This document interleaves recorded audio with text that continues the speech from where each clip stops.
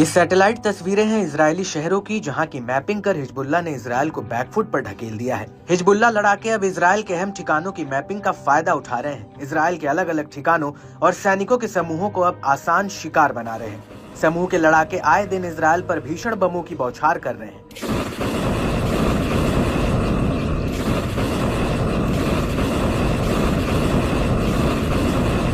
Hezbollah के सटीक हमलों के चलते इजरायली शहरों में काफी जान माल का नुकसान हो रहा है। इजरायली सेना ने अपने सैन्य साजो सामान ही नहीं बल्कि अपने कई सैनिकों से भी हाथ धो लिया है। बावजूद इसके इजरायली सेना लेबनान से अपने कदम पीछे नहीं खींच रही है।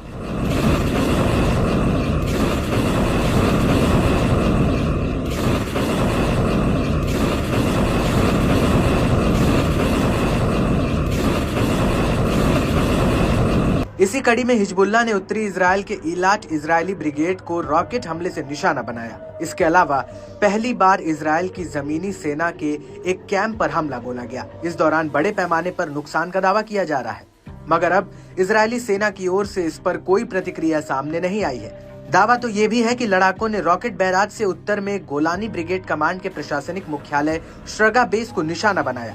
लड़ाकों ने कब्जे वाले गोलान हाइट्स में फोरान कैंप को भी अपना आसान शिकार बनाया, जो इजरायल के जमीनी बलों की तैनाती के लिए इस्तेमाल किया जाने वाला एक महत्वपूर्ण बेस माना जाता है। इसके अलावा हिजबुल्लाह के लड़ाकों ने शोमेरा, नहरिया, मेरोन, अविविम और मलिकिया की अवैध बस्तियों पर रॉकेट से हमला किया।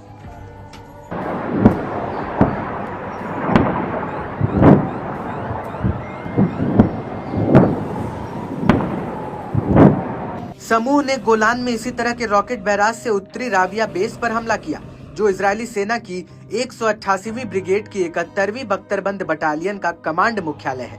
बताया जाता है कि इसमें टैंकों के लिए गोला बारूद का डिपो है, जहां बड़े पैमाने पर नुकसान का दावा किया गया है। वहीं हिजबुल्लाह ने दक्षिणी लेबनान के अल बयादा शहर में भी इजरायली बलों के साथ गोरिल्ला वॉर लड़ा। इस दौरान एक इमारत में मौजूद इजरायली सैनिकों के एक समूह को निशाना बनाया गया। ये हमला ऐसे वक्त पर हुआ जब शहर में इजरायली सैन्य बल पीछे की ओर खदेड़े जा रहे थे। बता दें कि बीते दिनों इजरायली बलों को हिजबुल्लाह के साथ टकराव के दौरान भारी नुकसान उठाना पड़ा था। ऑपरेशन के परिणाम स्वरूप घर नष्ट हो गया और कई सैनिकों के हताहत होने की पुष्टि हुई। हिजबुल्लाह ने डेयर, मिमान, कफर, किला, त्रिकोण और खियाम शहर के दक्षिण में इजरायली बलों की सभाओं पर रॉकेट से हमला किया। समूह ने दावा किया कि शमा शहर के पश्चिम में एक मरकवा टैंक को एक गाइडेड मिसाइल से नष्ट किया गया। इसमें उसने सवार कई इजरायली जवान मारे गए और घायल हुए। लेबनान के अलमनार टीवी के मुताबिक इजरायल के ताल अल लूबिया शहर के पास से अपने सैन्य वाहनों को वापस बुला लिया है और अपनी उपस्थिति को कम करके पूर्वी बाहरी इलाकों तक सीमित कर दिया है।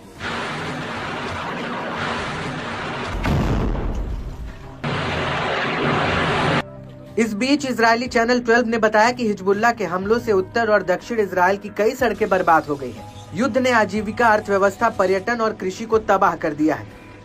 वहीं न्यूयॉर्क टाइम्स ने दावा किया कि इजरायल हिजबुल्लाह के कम दूरी के रॉकेटों को काबू नहीं कर पा रहा है। इजरायल का एयर डिफेंस सिस्टम हिजबुल्लाह के हमलों का सामना करने में फेल हो रहा है। लड़ाके उत्तरी इजरायल को लगातार अपना निशाना बना रहे हैं। इसके चलते उत्तरी इजरायली बस्तियों के लोग सुरक्षित अपनी बस्तियों से नहीं लौट पा रहे हैं।